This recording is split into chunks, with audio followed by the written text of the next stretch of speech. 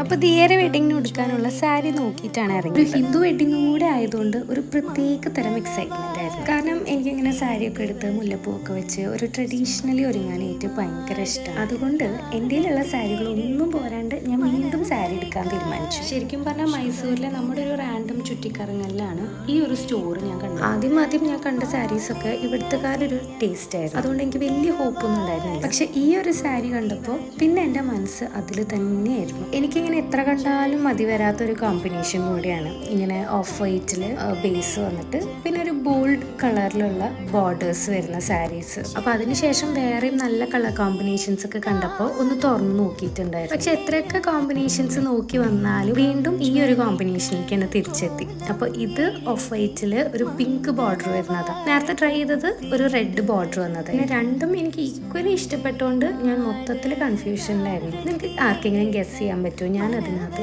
ഏത് സാരി പിക്ക് ചെയ്തിരുന്നു? ഏത് സാരിയെ എനിക്ക് കൂടുതൽ ചേരണേന്നാണ് ഞാൻ ആദ്യം ചോദിക്കാമെന്ന് വിചാരിച്ചു. പിന്നെ ഞാൻ മേടിച്ച സാരി എല്ലാം നിങ്ങൾ പറഞ്ഞെങ്കിൽ എനിക്കും വിഷമവും. ചിലപ്പോൾ ഞാൻ ആ സാരി എടുക്കുമ്പോൾ എൻ്റെ ഒരു കോൺഫിഡൻസിനെ ബാധിച്ചാലോ എന്നുകൂടെ ഓർത്തിട്ടാണ്. അപ്പം ഇനി നമുക്ക് ഈ സാരിയൊക്കെ കൊടുത്തൊരു സുന്ദരിമണിയായിട്ട് കാണാം.